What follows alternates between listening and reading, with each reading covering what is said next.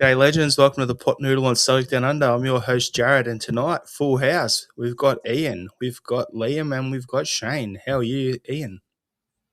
I'm good. Good to see you all. Much to talk about tonight. How you going, Liam? Good. I've been very, very busy. I just finished a training seminar, and all I wanted for Christmas was Martin O'Neill back in a bag of cans. We've got Martin O'Neill. Where's my cans? You have to figure that out, Shane. How you going, mate? Yeah, good. Good to be with you fine gentlemen, as always. Just back from a week off on holiday down in Phillip Island, lovely part of the world in Victoria. And when I headed down to Phillip Island, Wilfried Nancy was in a job, and I came back and he wasn't. So lots happened. For those who don't know, me and Shane are both from Melbourne, right, in Australia, and Phillip Island is renowned for the Fairy Penguin Parade. Shane, what was taller, you or the penguins? It's a close call. I wasn't able to get close enough to check. Boy, it didn't help me. I wasn't on last week. It didn't stop me copping some strays with regard to the height last week. The worst part about it is the chap that you compared me to from Columbus Crew, he's got me covered easily. So that made me feel really bad. Couldn't help it, Shane. Couldn't help it. We're talking about, we've got a bunch of six footers on this pod, and then there's little old Shane over here. He's probably the biggest shot caller of the lot, so you got to love it. I just have to stir you up. It's what we do. But yeah, it's good to be covering 3 countries on this pod tonight. We've got Japan, we've got New Zealand, we've got Australia, obviously. But yeah, it's quite a lot's going on this week. So, they were saying a week's a long time in football. Well, a week at Celtic.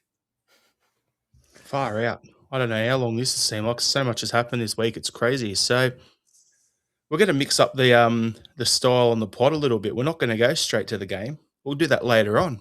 We'll finish off the pod with that. But I want to just go back because last week's Monday's pod.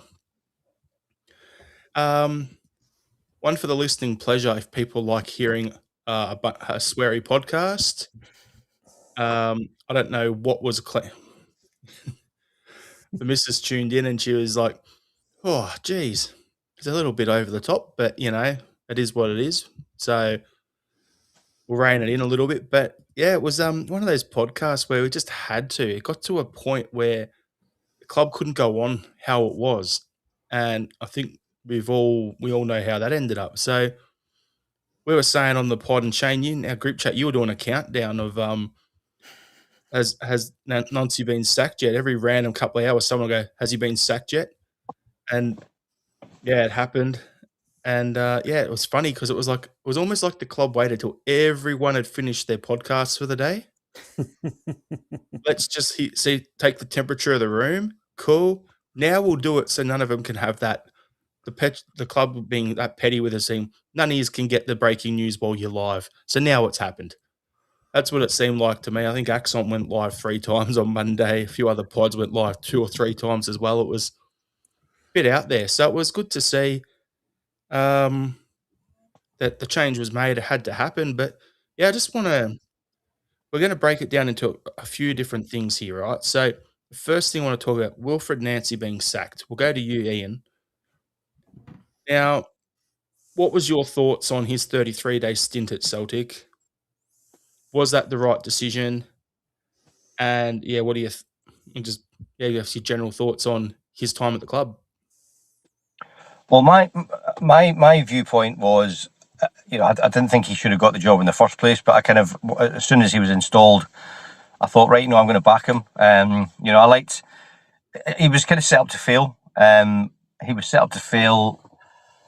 Why he didn't do any sort of due diligence really, or any of his representatives to sort of read the room in terms of what was happening with the fan base and the issues that was happening. It was essentially a poison chalice, and I just don't think that he had the experience, the gravitas, or the understanding really, whether he didn't sort of care enough to understand the fabric of the club.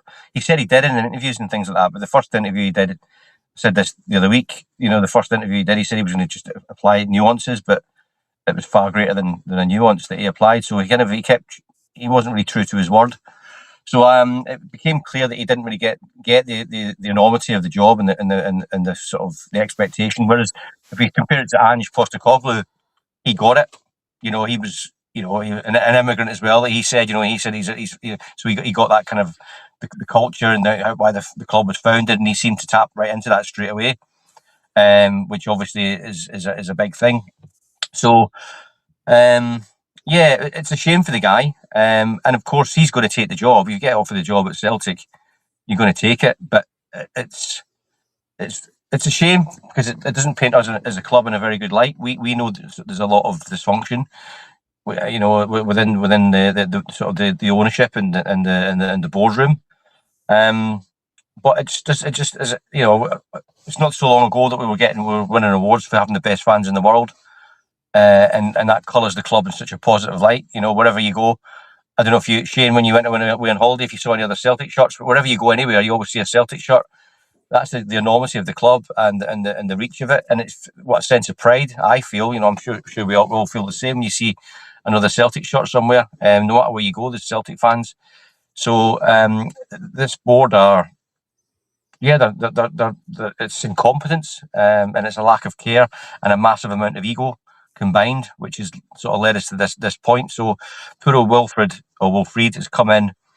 He's not been given very long, but it's to lose as many games as he did, and not to particularly have it seemed like it was fits and starts that we were sort of we're seeing some decent passages of play, but it was just for short spells. No more than one half of a game of football. And it's 90 minutes, not 45 minutes that we play the games over. So it's just wrong man, wrong time. It's a shame that we lost those points, and we've sort of given ground back to our competitors, but we're still in the title race. But let's just reiterate that we can't paper over the cracks. Martin O'Neill's not a silver bullet. We've really got to sort of get root and branch. Get to the nitty gritty of it and really fix things as they should have been. And we'll get into that after we get a bit later on the pod. I just got these little walkie-talkie between everything, and Liam was deep in thought while you were talking to Ian, so I just did the little walkie-talkie to him saying wakey, wakey, because he had the eyes closed for a bit. I wasn't sure if it frozen or if it fallen. I was just checking my phone for an important message, that's all. He's already been sacked, Liam. It's okay. Is it that, or is it I'm getting to bore Liam to sleep twice a week this time. I thought I was going to say Liam was waiting for his Uber Eats to rock up at the door. No, I've just typed in bag of cans on Amazon to see how much it's going to cost me. Yeah, so Liam, over to you, mate. It's been a week, hasn't it? I mean, to look at where we were on this show at this time last week and where we are now, it does feel like completely different planets. But essentially the only change that's happened is one manager has gone and one management team has come in. And we're still making the same mistakes. We've no signed a striker.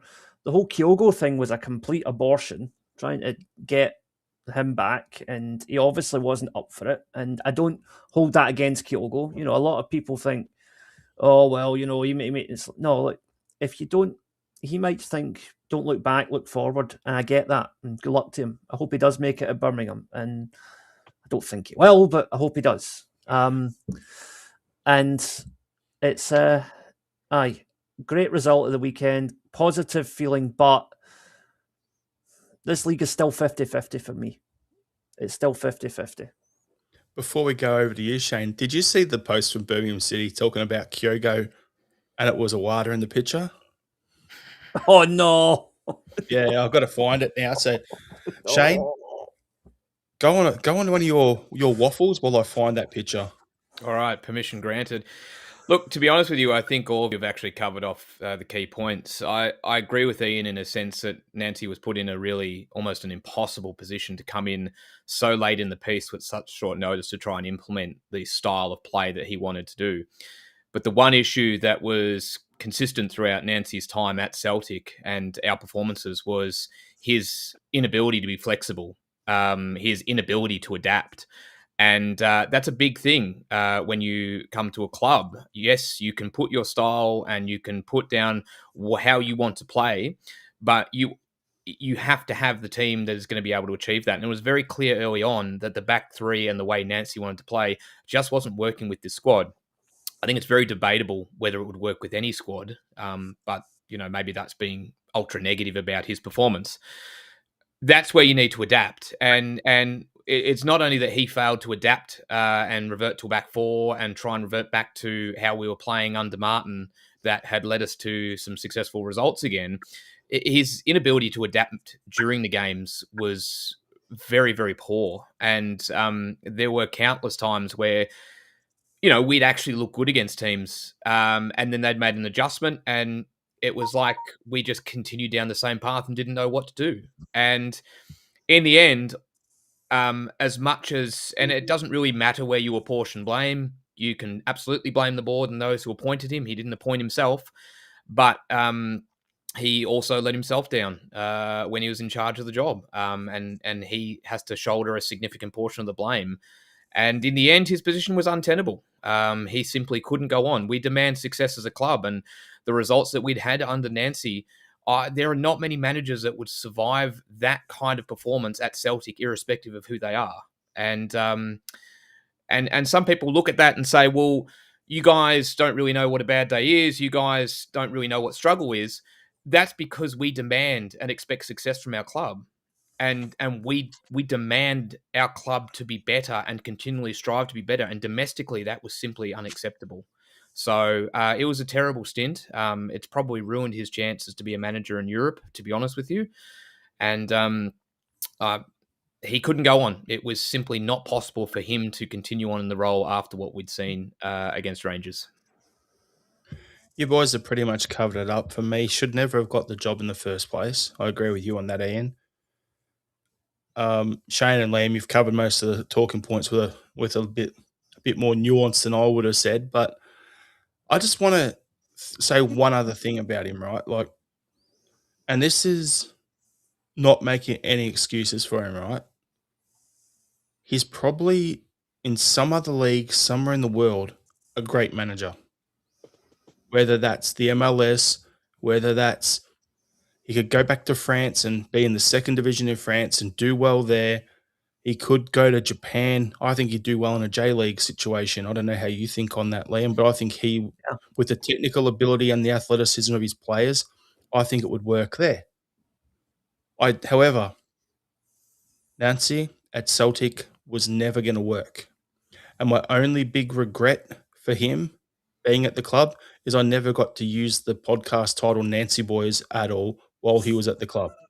That's the only thing I leave on the table with him being out the door. Shouldn't have been appointed. He's gone, and on to the next one. So that's the way I look at it. Now we're going to jump onto the next thing because when the announcement was made, I was bringing up a comment here. So Robert Gibson saying, "Bring back Nancy so I can kick him." No. That's not the one I was looking for. Robert Gibson here about Nancy saying he couldn't lead a fart to fresh air. But smell the glove. This is the comment I wanted here. It broke about 3 p.m. Celtic Park time last Monday. And when it was announced, like Nancy was gone, I was like, okay, cool. And I was hoping and I was praying. And in that last paragraph, Paul Tisdale gone as well. So what I wrote on my run sheet here was Paul Tisdale sacked as whatever the fuck he was doing at the club. And he was director of football operations. On paper, it was director of football operations, but who knows what he was doing, right? So with him going, I think that's going to lead to the slow movement we've got now. Transfer window, we're already a third of the way through. You're looking at it like we need a striker. Above all else, we need a striker. Now, we haven't got that yet because all our scouts would have worked to Tisdale's metrics and all his stuff he's been working on, which has brought us absolute rubbish. So realistically, you got Martin has to sit down there and you can look at it and go that, what is it, Tar B or whatever his name was, the Ivorian playing down in Israel. Like they've put the line through that. That's been kibosh. That's not happening apparently from what I'm hearing. So now I think Martin needs to look at it and be like, well, we bring back Stephen Welsh so we can get an extra domestic player for loan, because if I'm looking at it, he needs to juggle things and go get games into players. Someone like Colby Donovan, he needs to go on loan, because now you brought in a Rajao, or however you say it. You've got Ralston, who's your third stringer, and AJ, when he comes back in about March, Donovan's not going to get a game. So it makes sense, bring Welsh back, loan Donovan out and get some games into him. So you can see Martin, and looking at the whole recruitment thing, the rumor is that Sean's leading the line on all of that. So it's going to take some time. We're going to get a bit late further on, but yeah, we're going to get into that a bit further on. But yeah, Paul Tisdale's gone. Happy as a pig in shit, basically, that he's gone. It's the easiest way to sum it up. He was Charlotte and a chancer and should never have been there either. This is just for you, Dan, bringing that up again. I know how much he was banging on about it last week, so that gets brought up. So anyone got anything else they want to add about Tisdale going? I was going to say, just reiterate, I suppose, what I was saying before. You know, they're kind of chucking these guys under the bus. They were employed by somebody, so there has to be some self-reflection as well and some self-analysis. And if you don't do that, that means you don't care enough about Celtic. You know, we have to. If that was me and I'd made this royal fuck up and got it so badly wrong, then I'd want to understand what led me to that mistake, so I couldn't repeat it, because I care about the greater good. So this is a fundamental problem that we're just going to keep seeing the problems. We might get a silver bullet, we might get someone who papers over the cracks, but that only gets you so far. If it's a flawed system and a flawed framework, we're going to continually sort of find ourselves back where we kind of find ourselves now. I agree with Ian. You know that someone upper level has employed both Tisdale and the Nancy, and so that necessarily sacking them doesn't essentially solve how they got there in the first place. But it did feel kind of significant that he was removed at the same time. It's quite clear that Nancy was a Tisdale appointment. It's come with his backing to get him on board. That was such a significant failure that I think it was impossible for anyone who agreed to Nancy coming on board to sort of see out their continued role at the club. And there was obviously a little bit of frustration at Tisdale and his performance up until that point, and that was most certainly going to be the final straw. So, yeah, I agree. There's definitely still things under the hood at the top level that need to be reviewed, and need to be understood. But by the same token, the removal of both of them on the same day did feel significant. And yeah, it was just similar to Nancy. It was impossible for Tisdale to continue on. Yeah, so, I would agree. Much like the average Rangers fan's sex life, it's all related. Well, Liam, now since you're bringing that up, right? Yes. I'm going to have to bring this up on the screen for a laugh. I saw that during the week. It was going to be my final thought. Like one of the best tifos going around. So, oh dear. There you go. Just because I had to. I found the Birmingham City thing for you as well. There you go. Birmingham City. Kyogo close to another as he pounces on a loose ball, but he's chipped out. Oh, no. Wrong Japanese player, guys. And they've kept it up. It's been up for over a day, as you can see. They didn't even change it. I'm going to guess that's the 91 responses. Yeah, pretty much. Pretty much. They've turned off comments, so. Right. So we'll just move along a bit. Martin O'Neill's returned. We all know absolute hero.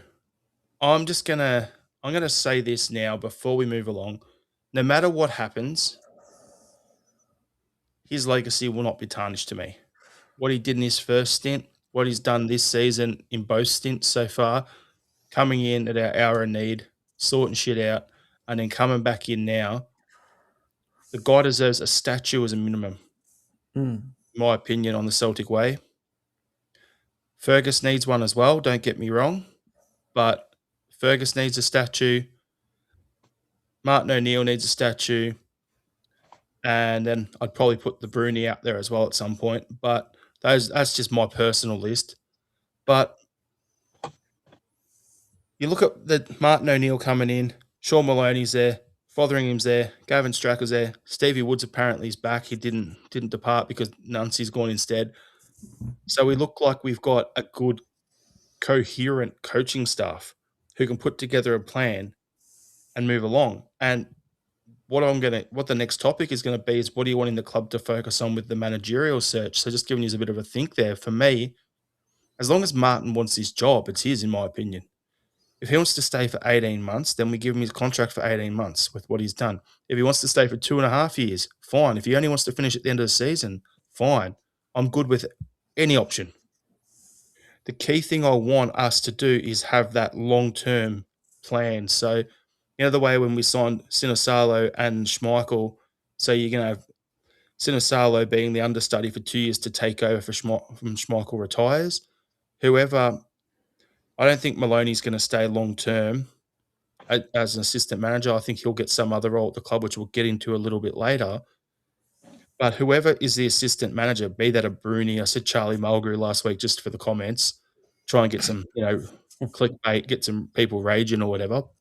But some young manager for the next however long Martin's there to develop and learn, then that's what I'm happy to do. That's what I want the club to focus on.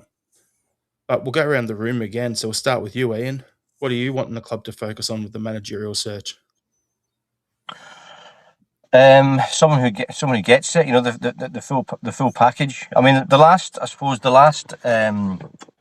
time we really it seemed exciting was when the club sort of stunned us by sort of announcing they were going for Eddie Howe, which looked like a really bold move.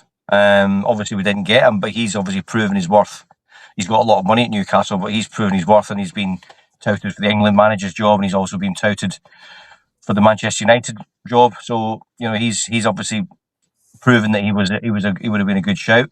Whether he could have done that at Celtic, I'm sure he could have done. So whether we go in that kind of direction and go for sort of an up and coming person of clout, I don't know. I think Scott Brown is a Celtic manager in waiting at some point. I watch a lot of podcasts, and there's a podcast. It's him and Thompson that used to play for Rangers. Charlie Mulgrew and Kevin Thompson. They've got a podcast called The Breakdown. I think it's called copyright infringement for Al Morrison. I think, but anyway, so they've got a podcast, and Rooney was on it last week. And it just reminds you, that the sort of the eminence that he transmits, and all he did for Celtic. So I think he's making some mistakes in the lower leagues, and I think he's cutting his teeth, and I think he's made the right stuff to come and manage Celtic at some point. But a bit of a curveball. I said in the group chat before. I was watching a podcast with Rio Ferdinand. I think it was from about a year ago, and I had Jose Mourinho on it. And I never thought he'd be a good shout for Celtic. But after watching that, I thought, the Celtic board would never go for that type of character because he'd make too many demands. But to get someone of that caliber to come in and actually show us what good looks like, I think it would be amazing for us. I think he could probably take us deep into a European competition. He knows how to win. He's at a good age. If you get someone at that level and then someone underneath him to groom them to sort of take over, I think that could really work really well. He maybe does 2 years, 3 years. I'd love to see Mourinho come in. Can I just jump onto that one for a second? I was going to put this in the chat when you shared it, but I got busy at work. Imagine going from Martin O'Neill to Jose Mourinho. Seville, anyone? Yeah. You think there's a bit of redemption required. You think if there was some toxicity going on with Nancy, imagine if Mourinho come in and he goes to his type where it's really turgid football, grind out a 1-0 result week after week after week after week. Few results don't go his way. And then what are you going to get in the crowd? There's going to be people there who just do not forgive and forget. Well, if anyone hasn't seen that podcast, it's a 3-part podcast that Rio Ferdinand did. It just sort of came up on my on the algorithm. Go and check it out because it's really it changed my opinion. I know it's only kind of an hour and a half interview, but he shows a different side to himself. He seems like a really genuinely good guy, actually, and he's just a winner. And I think who was it? I think it was Martin Compson that came out and said he spoke to Mourinho at one of those Soccer Aid tournaments, and he asked Mourinho about the Seville final, and he said that Celtic. He says the team that won it were prepared to do anything. Basically, Celtic. Basically, his team wasted time and cheated a little bit, whereas Celtic weren't doing that. So that was the fine margin. So there was an admission there that they would do anything to win, and didn't they? So, Liam, what are you wanting? I like the idea, ideally, of Martin O'Neill staying on for another year after this season and having a younger manager come in as an apprenticeship, if you like, with a view to taking over. Scott Brown is the one that people are talking about. I don't know if he's quite there yet, but I could definitely see a scenario where 5 years from now, maybe, you've got Scott Brown managing Celtic and you might have Barry Ferguson managing Rangers. I could see that scenario playing out because I think that's two young managers who kind of similar school of thought, similar sort of dedication to their respective clubs, but they're not quite there yet in terms of the coaching ability. But I think they both could be. So I would like that. I mean, it doesn't have to be Scott Brown, but I just like the idea of a younger coach coming in, Martin O'Neill taking them under his wing. Maybe even if like Martin O'Neill just stepped back and became like a consultant or something, and it was this new manager who was taking the first team, but could still defer to O'Neill for advice where required. I don't know how you would structure that, but I'm sure there's a way to do it. Because I want that, the knowledge base, the experience, the motivational skills that Martin O'Neill's got, those need to be retained somehow after he's finished the Celtic manager. That needs to be part of our plan going forward. Because the big difference, I think, between the game last week and the game this week, pretty much the same team, but Martin O'Neill had those players thinking they were 10 feet tall going out onto that park. And they just blew Dundee United away because they believed that was what they should be doing. Can I say something here, Liam? It wouldn't have taken much to get the players to actually get some belief if they could actually understand what the game plan was and what the manager was actually true, yeah. Pre-game. Yeah. You could have had Shane Wafflin pre-game for like 20 minutes. The players would have been like, okay, that makes more sense than anything we've heard for the last month. Debatable. So what you're saying is if someone had just taught Wilfried Nancy how to pronounce Chucky Arla correctly, it might still be in a job. Is this what you're telling the balaclava on too, yes.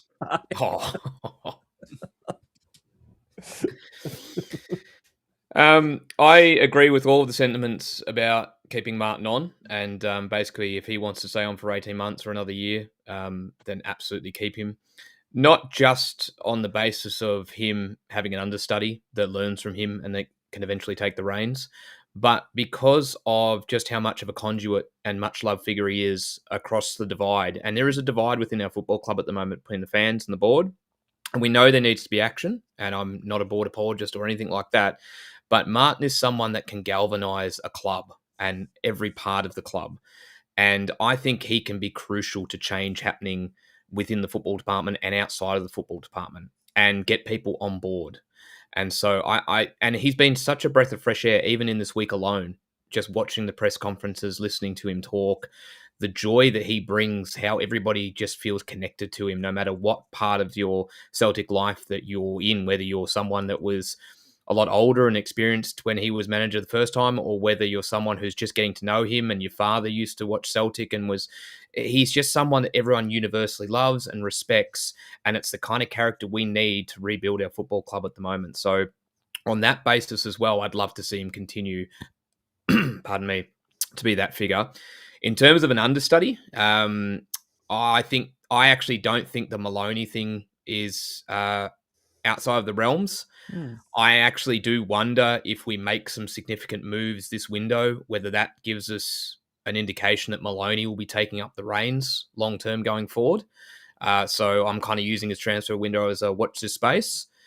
In my heart of hearts, I think Martin, ideally wins the league and possibly wins the cup, and then maybe sails off into the sunset. Agree with your earlier comment, Jared. Whatever happens, his legacy is in no way tarnished. It can only grow from here. But But if he turns around and says, no, I want this, I want to stay, the club would be crazy not to. But in the event that he doesn't, and we do need to look for a new manager, I would ask the club to not be discouraged by the Nancy failure and continue to look for new and innovative managers. Try not to go for tired old recycle managers. Look for something new and innovative, because if they're coming in during the summer window, it's a much better chance for them to bed in their ideas.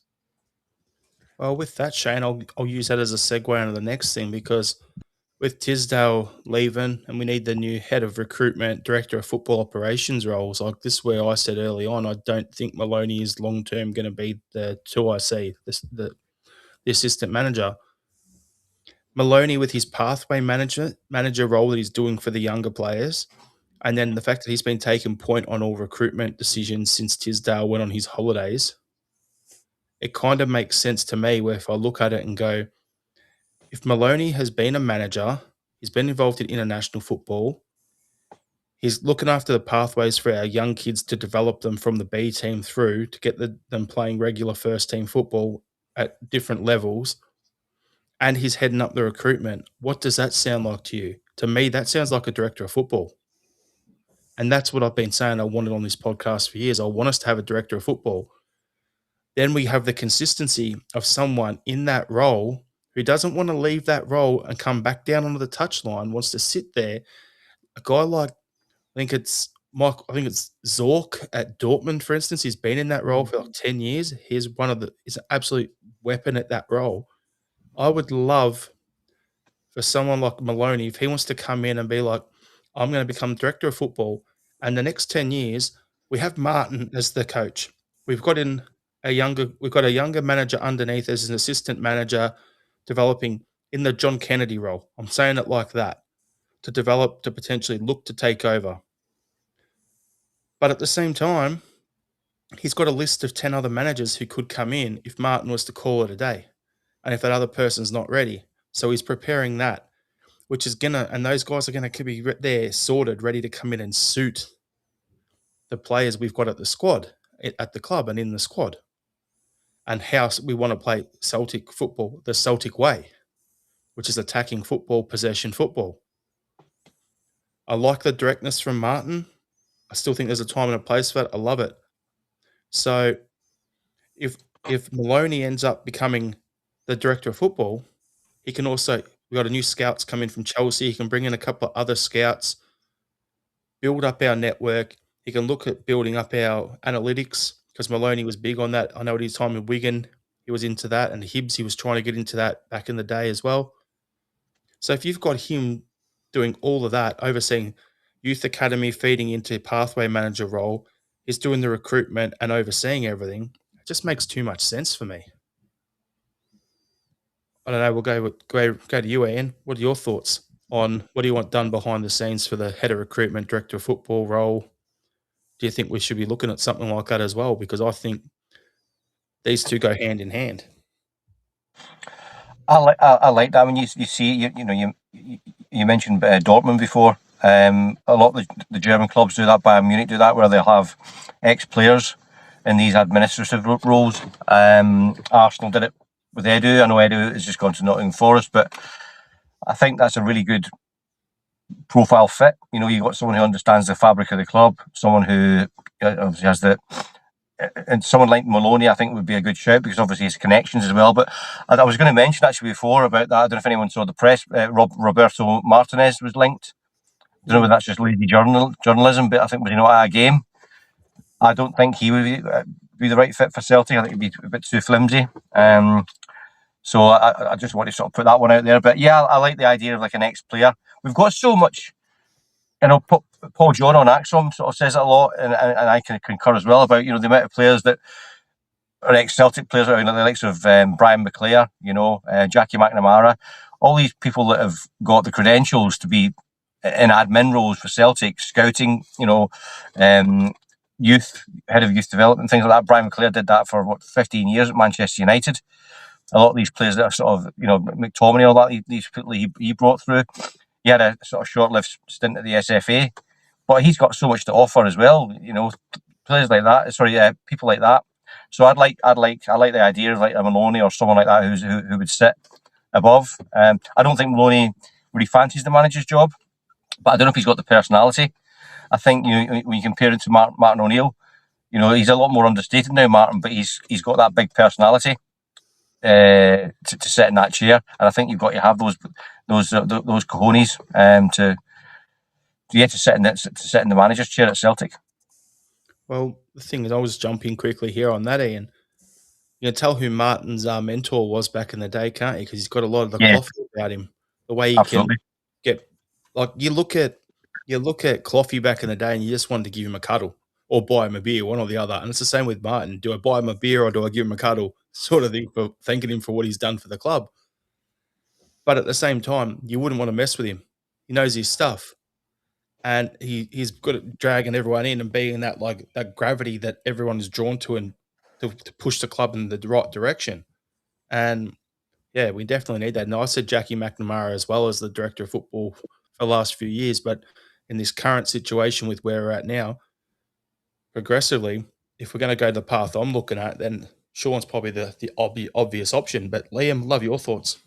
Well, one of the frustrating things about all of this is that I know from speaking to people inside the club that conversations like this about employing former players in admin roles did happen about 10, 15 years ago, and the club didn't want to do it. Lubo Moravcik was in dialogue with Celtic, and he was willing to become Celtic's chief Eastern European scout.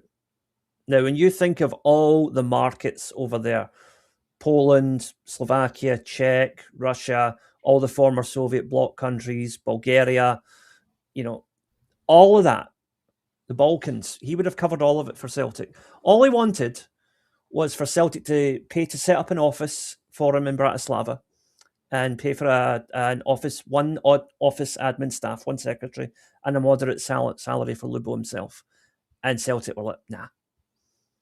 A guy who's played in the quarterfinals of the World Cup, a guy who has so much experience, one of the most naturally gifted players ever to play for Celtic, and has connections worldwide. Remember, he's played in Japan for a while as well, Lubo. He's got the worldwide network. And he is to this day, he's worshipped like a king in Slovakia. So he would have, anytime there was a good young prospect coming through in Slovakia, Lubo would probably get us an inside track. That guy Strelic we were in for last year. Imagine if Lubo Moravcik had been on Celtic's payroll and he could have gone and had a word in his ear. I bet we would have got him for a lot cheaper than what the price was that was being mooted. Right. On top of that, there was a similar story with Pierre Van Hooijdonk. Pierre Van Hooijdonk made it known about 10 years ago. His dream job, in his own words, was to be Celtic's striker coach. Now, you look at the state of us right now in terms of strikers, right? There's Big Pierre. Say what you will about his character, about him being a mercenary, whatever, I don't care. One of the best strikers, just out-and-out goal scorers Celtic have had in recent times. And he wanted to be our striking coach. And again, the club were like, nah, we don't need him. You need specialist coaches, Liam. Like, have a look at how well our wingers were going when Harry Kuehl was at the club. Yep. Someone who can teach them like that. You get a striker, whether it's Pierre, whether it's John Hartson, you've got Chris Sutton, you've got Henrik, you've got so many others we could rattle off, right? If you just had one of them come in 1 or 2 days a month to work with your strikers, they're going to improve, right? The same with your centre-backs. When Big Johan was at the club, how good did our centre-backs look? Yep. Disciplined, hard in the tackle, right? So you need stuff like that. I don't know. Anyway, we'll throw to you, Shane.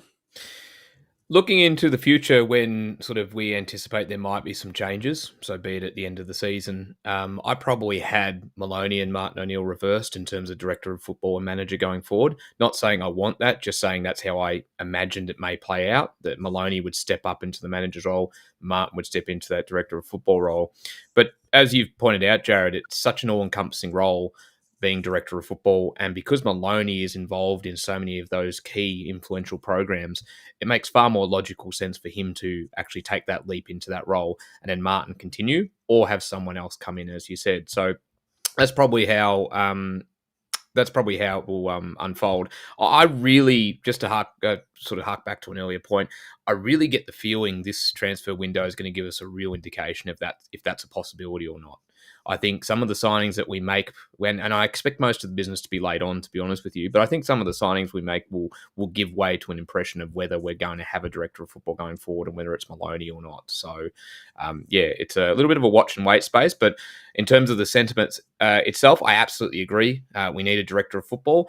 I'd be very concerned if we made a number of key decisions in this transfer window and then both Martin and Sean left at the end of the season and we had to start from scratch again, because then all of a sudden you run the risk of someone either limiting the managers you can bring in with the squad you've got and the skill set they have, or you bring in a manager that then goes, nope, they're not my players, I can't get them to work with this. So there is a perfect opportunity. I think the best opportunity we've had for quite a while to go down the director of football path. It's presenting itself really clearly here. Let's see how we go. Well, that ties into the transfer window being on as well. Like I was saying early on, we've ripped up Tisdale's list, thank God, with the Tarbee move off. But then we're being linked with guys like Mohamed Bamba, who's playing at Lorient. Absolutely prolific for them, not this season, a season ago. Typical Celtic approaching a striker, just like the Shin situation, isn't it? Not in form now, but they were banging in goals last season, so let's sign them. And that's like on a potential loan with an option to buy. But then we're also being linked with Kieran Bowie. I think it's Kieran, isn't it? At Hibs. Mm-hmm. And the story bouncing around there is absolutely mental. Like, if the rumours are true, Hibs are wanting £6 million for him because of English interest in him. The Huns are coming in at around $4 million for him. Good old Celtic. We said, here you go. Here's £1 million. Hey, would you take that? That's the rumour. Now, I'm just going to say, Bowie, in my opinion, is not a £6 million player.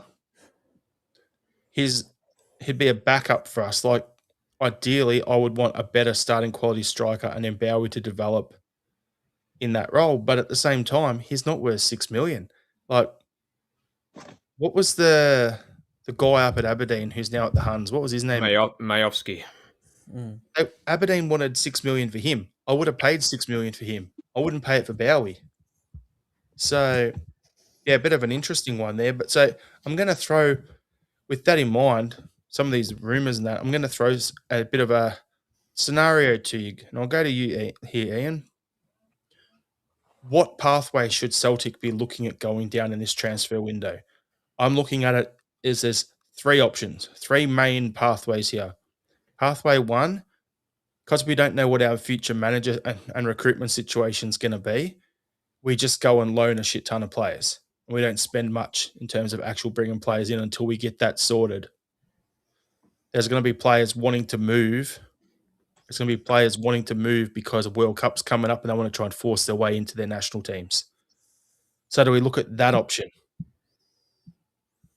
The second option, do we just go and spend a load of money just gobbling up the best local talent within Scotland and then try and loan in a few other players to just fill key spots that way?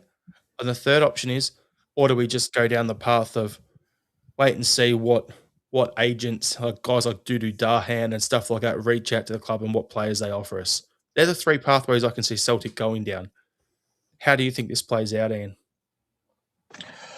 Well, what I think will happen is I think we'll probably go for loan players. We've done that in the past with the uncertainty. I don't want them to do that. What we should be doing is going out. Good players are good players and quality players are quality players. So when another manager comes in, he's not going to complain about having quality players. So I'd like us to go out and get the best players we can get. If that means pushing the boat out and spending money, do it, because they're not going to be. It's not going to be a waste of money if they're proven and they're good quality. And in terms of the hoovering up sort of the local sort of talent on our doorstep, we should be doing that anyway. We should be doing that year on year. The Italians have kind of put us to shame, really, because they've come and sort of cherry picked some of the best young talent from Scotland, and they're doing really well in Serie A, which is a far stronger league than Scotland. Scotland is perennially kind of underestimated, but it's a quick league, and it's a very competitive league. For the size of the country per capita, it's a very competitive league. So there's a lot of players that have come up thinking they could have sort of cruised it and been chased back down the road because they've not been equipped to sort of deal with the intensity of the game. So there's talent in Scotland, that's been proven sort of year on year. So I'd like us to be doing that anyway, just as de rigueur. But I do think I think it'll be loan signings rather than actually going out and putting our money where our mouth is. I'm gonna jump in on one here. I shared something in our group chat today, and I'm saying we should go and hijack this deal. So the tweet from Florian Plettenberg was Glasgow Rangers have opened talks with Wolfsburg to sign Andreas Skov Olsen.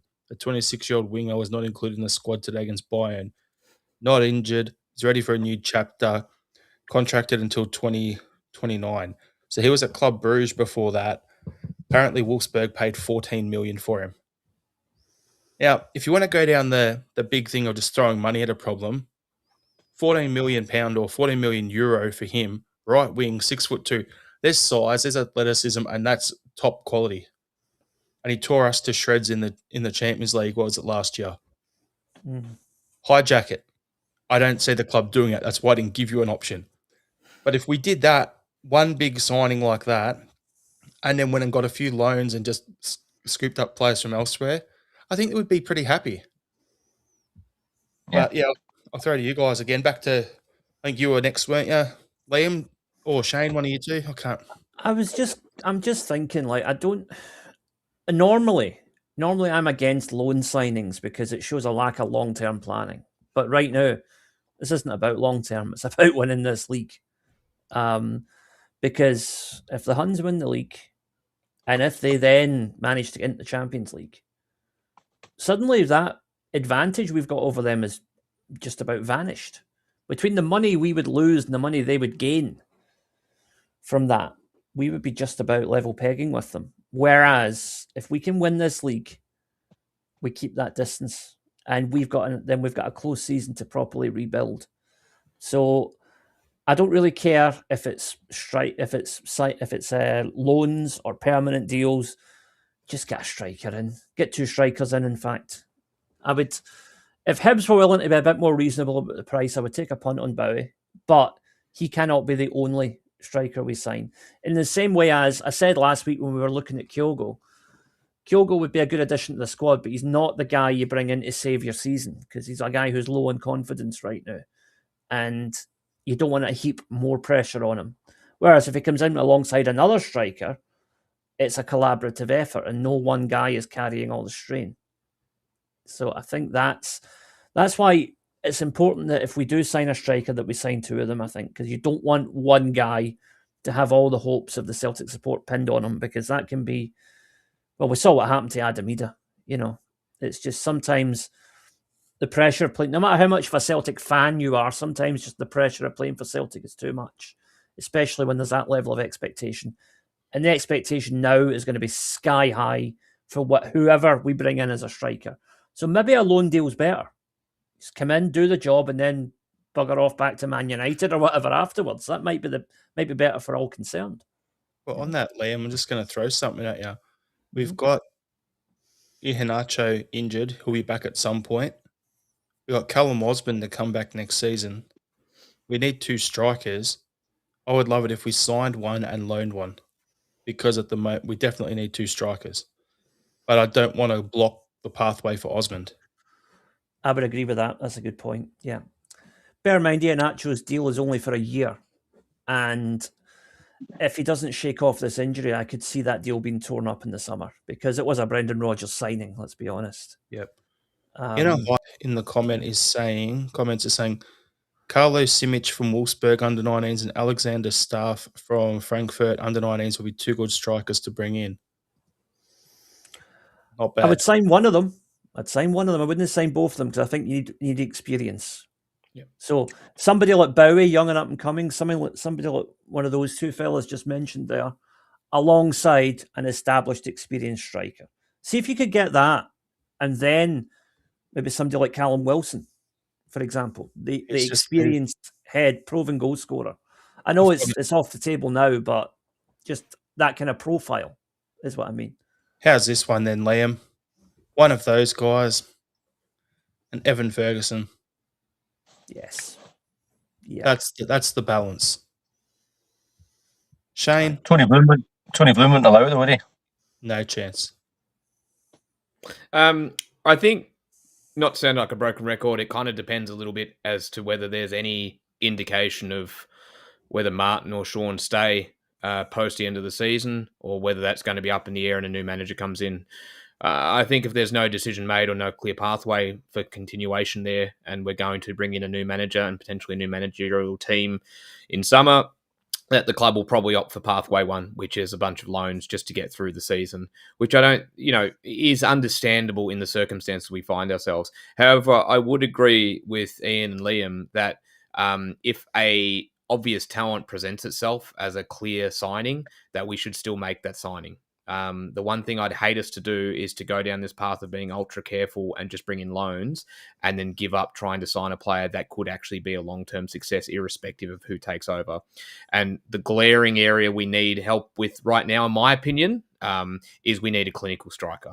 So if we can actually sign a clinical striker, I like what Liam's saying, sign one and loan one, and then you cover both bases. You bring two in, you've got one that's on loan, and you've got one that's permanent. Perfect. All right. So before we jump into the game, I just want to find this comment and bring it up because I think we may have skipped over it. Big Red, this is for you, Liam. Liam's daddy Bill employed me in the number 7 suite. I loved it. It was sacked twice, but I was that good. The agency running the floor were robbing bastards for tips. Bill Carrigan stuck up for me. Good on you, Bill. Yeah, I hope you're doing well, mate. Thanks for. I'll pass on the good wishes to my dad. Thank you. And he's right. The people that were running the catering at Celtic at the time were robbing bastards. Used to be a thing. Oh, agency staff don't get tips. My dad fucking sorted that. That didn't happen anymore. My dad's staff always got their share of the tips. He made sure of it. Happy days. So we'll quickly talk about it. I know we've touched on bits and pieces here. Celtic 4, Dundee United 0. So we've been waffling a bit. The starting lineup, Schmeichel, Araujo, however you say it. I cannot say his name at all. I think it's the commentator, I think it was Jerry McDade, was saying Araujo or something of that nature. The J-O is the ho noise. I know that. So it's Araujo. There you go. Trusty Scales, Tierney. So the back 4, Magic. Middle of the park, McGregor, Hatade, Engels, Yang Tenecti on the wings, Maeda up front. And you look at the bench, Nigren, McCowan, Kenny, Bernardo, Murray, Forrest, Donovan, Ralston. The thing that jumped out when I looked at that bench is how many of those guys youth academy. The last 4 of them are. So it's always a good thing. 4 academy players on the bench. Plus we've got 2 in the starting lineup. So that's actually pretty good for Europe, all things considered. But yeah, what was your thoughts going into that game, Shane? And just give us a general chat on the first half. Oh, look, I was excited. I was excited again. It was. It's been a dire watch the last month under Nancy. Let's be honest with you. It's been filled with trepidation and nervousness. And with Martin coming back on board, I was very excited to see how he'd rejig this team. I was overjoyed when I saw it was a back 4 again. I'm not going to lie. But yeah, look, I was keen for the game. I was keen to watch it. I wanted to see if Martin still had, of course, the Midas touch that he produced earlier on in the season. I expected him to do so. And in that first half, we were excellent. You touched on it earlier, talking about the players went out there and played with confidence. And they did exactly that. It looked like a cohesive, competent team that was well-drilled and understanding of where each of their teammates needed to be, where they needed to run to, the pace of play, the movement, everything this was a really cohesive team performance. In that first half, we were dominant. It was so good to actually see us put a team under the cosh and have them completely pinned back again. I know it's been 8 matches and only a month, but it felt like an absolute eternity. And we were irrepressible in that first half. Unfortunately, if we were a little bit more clinical, we were probably out of sight at halftime. But still, I really liked what we were getting down the left. Our wingers did a great job in general, but the work down the left of Tierney and Tanetki I thought was excellent and was leading to a lot of clear-cut chances. A couple of wonderful goals, one from Yang, who's unstoppable at the moment, and then the lovely bit of build-up for the Engels goal. But all in all, an excellent first half, and really excited to sit and watch the Celtic team again. Ian, what was your thoughts on the goals in the first half in general? And It's just amazing. I kind of echo what Shane's saying. Really, it's amazing what confidence can do. And I suppose there was only one way that the players could sort of go. The trajectory was upwards from Nancy. So, even Tanecki put a shift in, which was good to see. There's clearly a bit of a player there, but I just think he needs to work on his bravery, and his stature. I think he needs to bulk up in the gym a little bit. But Engels, Rolls Royce of a player when he's on his game. Yang's really come on through a game as well. Nigren, I think O'Neill likes him, judging by his sort of farewell speech in the when he was leaving the last time. It seemed to me that he was kind of sort of firing a shot across his bow to sort of raise his game. So hopefully Martin O'Neill can work his magic on him and get more out of him, because there's a talent there, but I just think he seems a bit lazy. Sort of doing it on a bit of sort of 70% some of the time, which is a bit frustrating. But all in all, well worked goals, and just team playing with confidence. I just like to see obviously some more players coming through the door so we can augment that team and try and win the league. Liam, we'll get to you about the second half. I think it was just really relieved. I was relieved to see that we didn't come out and look totally disjointed in the second half as we have recently. It was good, just continuity. That was all we asked for, was continuity, and we got it. And watching that, I'm like, God, if we had just made this move a week earlier, we had the beating of the Huns in the first half, no question. Second half, we completely fell apart. But this week that didn't happen, and that is. It's the Martin O'Neill effect, but it's also, I think, the anti-Nancy effect. Just getting rid of that idea of changing something that isn't broken. I'm just really glad that the second half was as good as the first. That's pretty much it. Anti-Nancy, and that was the main thing for me. Like, the fact of the matter is, like, the game's 90 minutes, not 45, which is what we tend to see a lot under Nancy. And there was couple of mistakes here and there, like one where we absolutely butchered it, and I think it was Trusty got picked off with the ball and that sort of thing. But I just look at it and go, you're gonna have to, players are gonna have to get used to having an extra player there, and Trusty's gonna have to realize, I've got a left centre back here. I don't have to cover two positions here, so it's gonna take a bit of time to undo the damage that old system did and get the players into form and a bit of confidence in their ability again. But it was so good to see just the speed of play, the directness. But then we'd get wide and we put some deep crosses in, some high crosses, we're going low crosses, so mixing it up. We weren't just trying to pass it into the net as well. So it was, if there was an open pass, we just took it. And it was good to see at one point. Normally we see Kelmac just sitting there under Brendan, just pointing, going pass here, pass there. I don't know if you've seen the reverse angle of Yang's goal, but you see the ball goes across from Scales to Yang, and you just see Kelmac pointing, screaming, shoot! And then once the shot goes in, straight away you see Yang turn around and just point to Kelmac and go run over to him.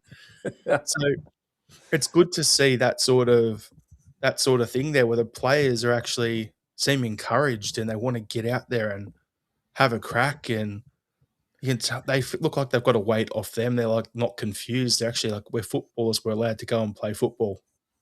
And I think that's one of the things Martin's done a great job of. When we talk about the fact that when he comes in, he sort of, and we mean this with the greatest of respect, he simplifies things. You've got to remember, sometimes less is more. And there was a fluidity to Celtic that I hadn't seen for obviously any time really under Nancy, but also sort of harking back to the earlier games when Martin stepped in as interim the first time this season. And a lot of that comes with what you just said, Jared, which is just let players be players where they need to, right? Let them make those decisions. Don't overcoach them. Don't over-instruct them. Let them be footballers. And if there's an opportunity or an opening, maybe don't work it around the box. Take the shot. Or, Kieran, if you get into a point where you can cross the ball into the box and not have to hit the byline, go for it. That dynamic was really evident in the first half. And it was great to see. And that dynamic was what was actually helping pull Dundee United players out of position, because all of a sudden they couldn't just expect that the fullback was going to stay wide and hit the byline.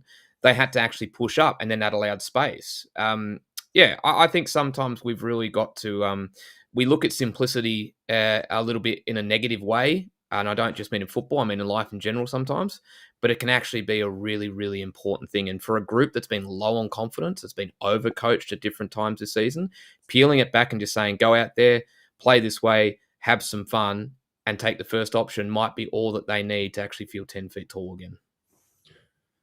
I'm going to just go on a little tangent here because, someone can do that other than Shane or Dan. So I'm going to get started here. But the thing is, right, talking about simplifying the message and letting football players play football, right? We're bringing back Welsh. Apparently the talk is that he's being lined up for a move to Aberdeen. I think they're going to buy him, is what the talk is, right?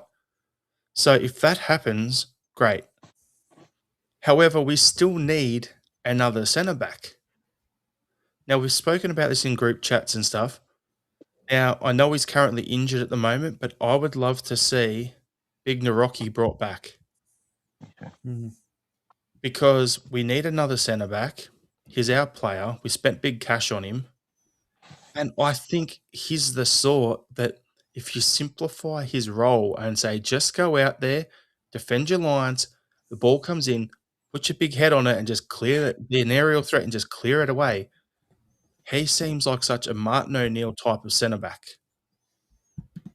And if we need another one, why not bring him in and have a look at the player we already have there, right?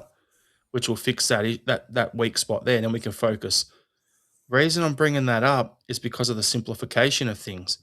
Because I look at how bad Ralston was struggling under Nancy, right? And now you look at the Bricky and straight away you go, if you were to put him into this Martin O'Neill team, he would have a clear idea of what his role is and he would run through walls for you. And that's the sort of coach. Sometimes that's all you need. It's great to be all technical and all this sort of stuff with your players, but sometimes you just got to manage the players and let footballers be footballers. And with that in mind, talk about footballers being footballers, player focus, boys. Arnie Engels, what a fucking player. Oh, jeez, I'm getting excited. Get him under O'Neill both times. I feel like he's actually coming into a bit of form. I agree with you wholeheartedly on Arne Engels. He's a tremendous footballer. But I'm going to go Kieran Tierney. I thought he was exceptional down the left. He obviously played the full 90 as well, so anytime you can actually get a full game out of Kieran is fantastic. He wasn't awful under Nancy either. He was probably one of the few average to bright sparks, sorry, if I get my words correct there. But he was fantastic all game against Dundee. He looked so impressive on the ball. He was linking up well with Tonetke. He obviously gets an assist for one of the goals as well. He did his job defensively. And he was just screaming leadership as well on the park, which is something that sometimes we have a little bit of lack of as well. And I think he'll continue to thrive under Martin as well. But absolutely excellent performance from Kieran Tierney. Ian, who's your player you want to focus on? I'm going to give it to Scalesy. He's come back into the team and he was immense. He just looked brilliant, to be honest. So I was really happy to see that, and well deserved. I love the guy. Big Red agrees with you. And Shane, duck down behind that comment.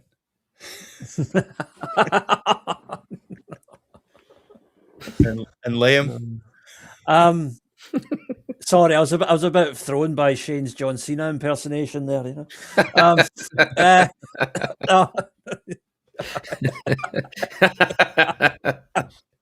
No, for me, I'm actually going to say Tonekte. because that was a guy that had a lot of pressure on him going into the game. A lot of people were like, "Oh God, Tenecti's coming back. This is." But he was out there. He was making runs. He was trying to make things happen. Put some really good balls across. Because I said on the Axom show during the game, I said, if we had not necessarily Kyogo, but a Kyogo type striker, we'd be like 5 or 6 up by now at half time. Because the amount of times Tenecti was hitting the byline, getting the ball across, and there just wasn't somebody there to get on the end of it. So yeah, I thought he did really well. And also, Tierney made the second goal. But if you watch the build-up, Tenecti makes a run that draws 2 defenders out and gives Tierney the space to step in and make that cross pass for the goal. So It's a really even good when point. he wasn't on the ball, he was making things happen just by being there. So Tenecti's my player for this week. Happy days. Are we going to go a donkey of the day? Is there anyone we want to give that to? Because I've got one for you. Nick Walsh, because he's an idiot. I don't want to give him donkey of the day because I think it's too harsh. But the only player that I felt didn't actually reach the same levels as his teammates was Rio Hatate. I think he just looked a little bit sort of all out of sorts. His passing wasn't at the level. He looked quite gassed when he came off on 61 minutes as well. He looked pretty fatigued. I don't know if he's carrying something, whether he's just knackered, but he just wasn't at the races as his teammates were. So donkey of the day is really harsh, so I'm not going to give him that, but he was the only underwhelming player for me. Liam looks like he's going to rip you to pieces, mate. No, just if we're talking donkeys, can I just for a moment expand this beyond the Celtic game, right? Go for it. Douglas Ross. If you saw what happened at the Rangers game yesterday, where a goal was it the Hearts game? It was the Hearts game. Hearts keeper commits a professional foul, and Ross is like, offside. It's like, no, he wasn't. Then it wasn't a foul. It was. So VAR's like, was a foul. He was onside. Red card to the Hearts goalkeeper, and Douglas Ross is made to look like a complete prick, even more so than usual. And that is saying something for him. So, in the immortal words of the Green Brigade, VAR decision, Douglas Ross, cunt. There we go.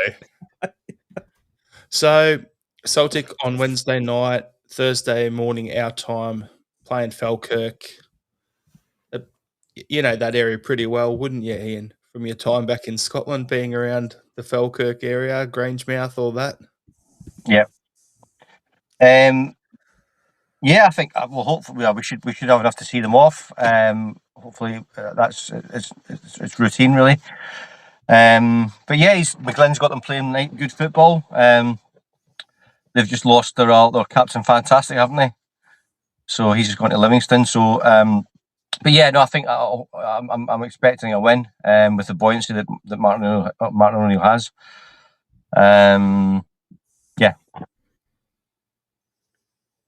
Yeah.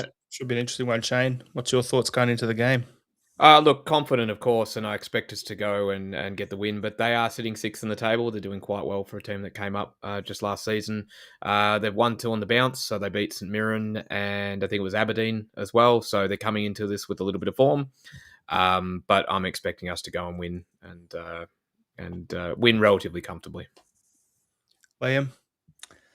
Yeah, I've said consistently throughout the season that I think Falkirk really have brought something to the league. They're a good team to watch. They're determined. They punch well above their weight. I still believe we'll beat them, but I think it'll be an entertaining game because they're not just going to sit in and defend for the whole game. I think they'll come out and have a go, and that'll make for a much better spectacle, especially with them being at home. So I hope Falkirk have a good season. I hope they finish in the top 6, but I hope we beat them in the meantime. Yeah, I think it'll be a good game. I think Celtic will win by 2, but I think it'll be a good, entertaining, probably quite physical game. Yeah, I'm thinking we'll get the win. It's going to be a 3-0 or a 4-1, and that's to you, Arfield, you fuckwit, who's no longer there. Fucking Benny Hill. Anyway, we'll go to our final thoughts and wrap the pod up. Thanks everyone for tuning in. If you haven't done so, please hit like. If you're watching this on YouTube, it helps us with the algorithm. If you haven't done so, subscribe to the channel. Tell a friend about the pod. Help us grow it. We want to get to that 4,000 by the end of this season. So we've got a bit of time still, half a season, but we're going to get to that subscriber count. So do your bit, help us out. We really appreciate each and every one of you. So, Ian, you got a final thought? It's for Martin O'Neill, really. Really happy that he's back. And yeah, let's just not lose sight of the fact that why we've had him twice in a season. We really need. I'm really hoping that the board put aside their ego. And you know, we've started a bit of a clear out, so let's hopefully we can continue that. Really get the Green Brigade back in, unite the fans, get together and unite the fans, and get on and win this league. Liam? Yeah. Well, I'm sorry to say, guys, but I'm going to share a medical problem I had this week. We don't need to know about your erection issues, okay? I had nothing wrong with my erection issues, especially since Martin O'Neill came back. But anyway, so I'd right sore arse, right? So I says to the wife, I says, my bum hole is fucking burning here. What is it? What can I do? She said, ring sting. I said, what the fuck's he going to know about it? See you next week, folks. Shane? A little bit of a tangent for me, if you'll allow me to. So the Adelaide United Melbourne Victory are playing this weekend in the A-League. It is for the Pride Cup. So it is to celebrate inclusivity in sport, and particularly to make sure that those from the LGBTQIA plus community feel welcome in football and in football circles and in sport in particular. We know obviously inclusivity in life is really important, but also sport seems to be a little bit of a bastion where that's a little bit of a challenge. And it doesn't matter if where you're from, what race, creed, color, or religion, or gender, or part of the community you're from, you should always feel safe within football circles. And so this is a really important game to do that. And on that note, I want to give a shout out to a football club in Melbourne called the Melbourne Rovers. They are an inclusive team set up for the LGBTQIA plus community. For those who are within that community, also allies of that community, they're a team dedicated to I guess for that community, but also to help, grow and reach others within that community to come and play football. It's really, really important, and it's worth celebrating. On the subject of inclusivity, sorry to interrupt, just spare a thought for any poor Rangers fans watching who think LGBTQIA plus is a Mexican centre half. Sorry, couldn't help it. Jared. I was going to say, this is the Celtic manager's chair. Yes. We've had more coaches than they had kings in Game of Thrones. So there you go. I just found that that's what caused my sore arse. I was sitting on the Iron Throne. You're only human, Liam. There you go. Aye.